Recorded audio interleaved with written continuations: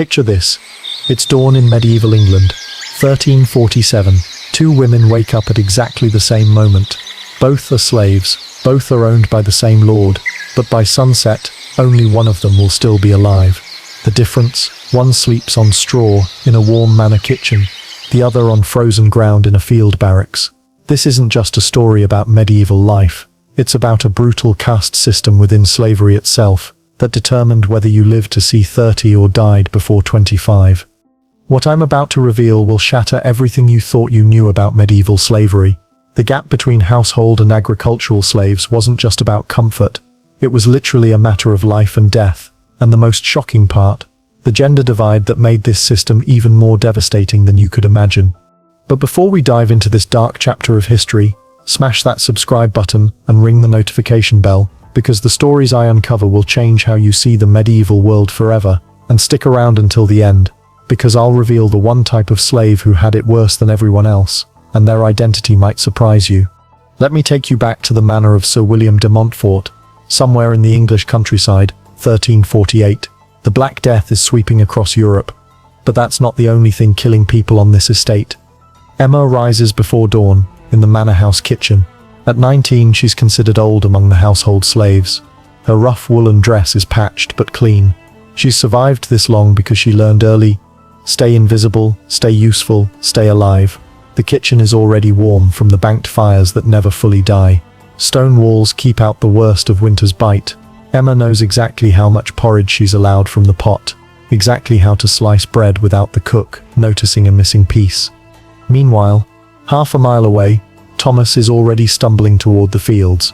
At 23, he's ancient by agricultural slave standards. His clothes are rags held together by mud and desperation. The barracks where he sleeps houses 30 men on rotting straw. 3 died just this winter, not from plague, but from what the manor records coldly list as exhaustion and exposure.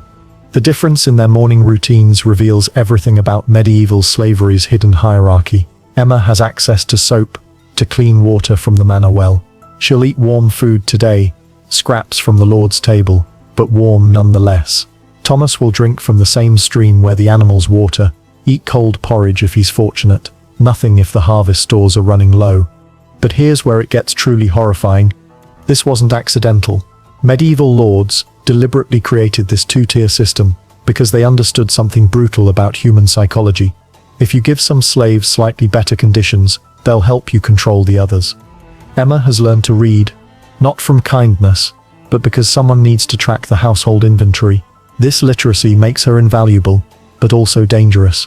She knows the manor's secrets, overhears conversations about debts, alliances, and betrayals. Knowledge is her only insurance policy against being sold or transferred to fieldwork, a death sentence she's watched happen to others. The psychological torture was methodical. Household slaves lived in constant view of wealth they could never possess. Emma serves meals she helped prepare, but can only smell. She makes beds she'll never sleep in, tends fires that warm rooms she can only enter while working. The proximity to comfort, without access to it, created a unique form of mental anguish that field slaves, isolated in their misery, were spared. Thomas faces different horrors. Physical brutality was the norm for agricultural slaves. 12-hour days swinging scythes with inadequate food created muscle wasting that made even young men look elderly. The medieval chronicle of Abbe Saint-Denis records that agricultural slaves in northern France had an average life expectancy of just 24 years. Women in the fields fared even worse. Pregnancies without proper nutrition or rest killed both mothers and children with devastating regularity. But the gender divide reveals the system's most sinister aspect. Female household slaves faced what we'd now recognize as systematic sexual exploitation. Emma navigates a daily minefield of unwanted attention from lords, their sons, visiting nobles, and even male servants who outrank her. Pregnancy could mean promotion to nursemaid, or immediate sale if the timing proved inconvenient. The manor account books from Tintern Abbey record the sale of a kitchen wench with child to wool merchant in Bristol, with the same casual notation used for livestock. The class divisions among slaves created bizarre social hierarchies. The head cook looks down on the scullery maids. The lord's personal valet considers himself nobility compared to the stable hands. But even the lowest household slave knows they're infinitely better off than anyone working the fields. This psychological manipulation kept slaves from uniting against their masters. Emma understands her precarious position perfectly. She's valuable now, young enough to work, old enough to know better than to cause trouble. But she's watching the older household slaves, seeing how they're gradually given harder tasks, moved to less comfortable quarters, finally transferred to field work when they're no longer attractive or quick enough. It's a slow-motion death sentence, disguised as social mobility. The economic calculations were coldly precise. Household slaves represented an investment in training and trust. Lords couldn't risk them dying quickly. Agricultural slaves were disposable machinery. The Domesday Book reveals that agricultural slaves were valued at roughly the same price as a good plough horse. Household slaves cost 3 times as much, still property, but premium property. Medieval account books from the Canterbury Cathedral estates show the stark mathematics of this system. Agricultural slaves received approximately 800 calories per day during harvest season, dropping to 600 during winter. Household slaves averaged 1,200 calories year-round. The difference between slow starvation and basic survival. Thomas knows his time is running out. The constant cold has given him a cough that won't heal. His hands are so damaged from field work that he can barely grip tools anymore. He's watched dozens of men his age disappear. Some sold to other estates, others dead in the fields, a few so broken they were simply turned out to become beggars. The most crushing aspect was hope itself. Emma can see a possible future where she becomes head of household staff, earning small privileges, maybe even a private room. This hope keeps her compliant, working harder, accepting abuse, because the alternative appears to be immediate death in the fields. Thomas has no such hope. His only escape is death, and the manor's location near a river makes suicide an ever-present temptation. But here's the twist that chronicles from this period rarely mention. Some slaves found ways to manipulate the system.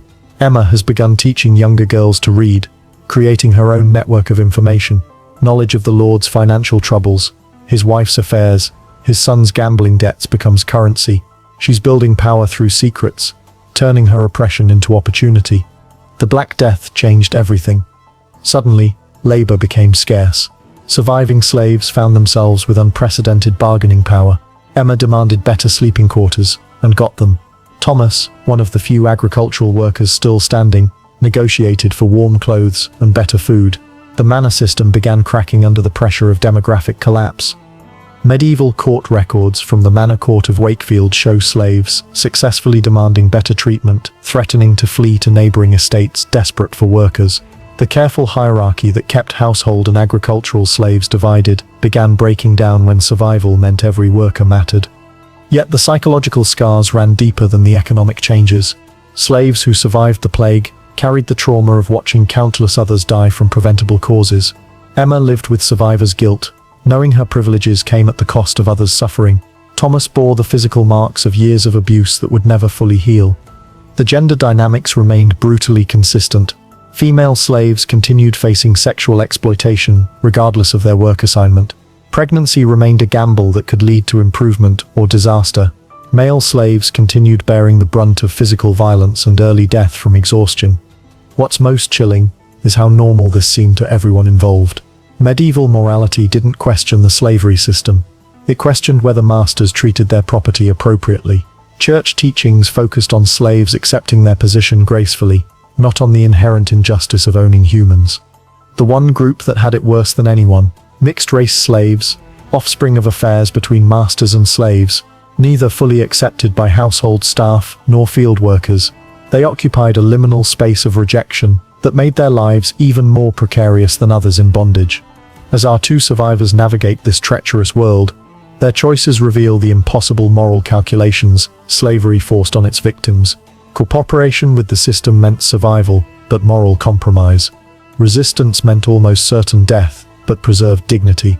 The records trail off in the 1350s, fragmentary mentions in manor accounts until even those disappear.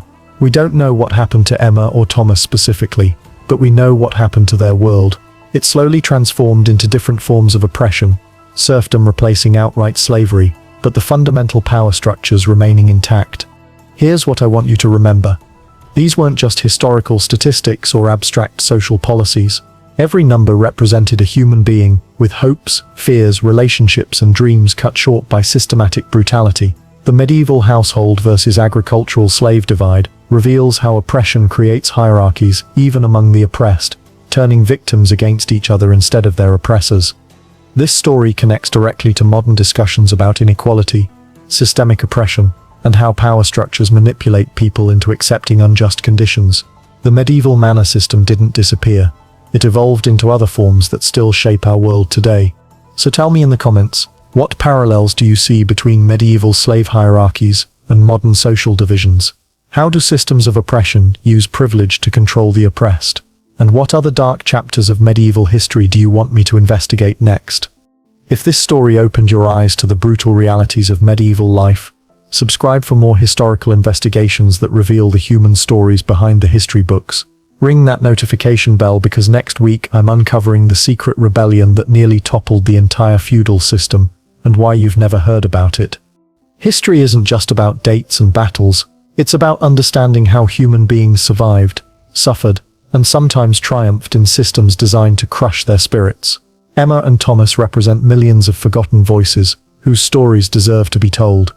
Until next time, keep questioning what you think you know about the past, because the truth is always more complicated, more human, and more relevant than the simplified versions we learned in school.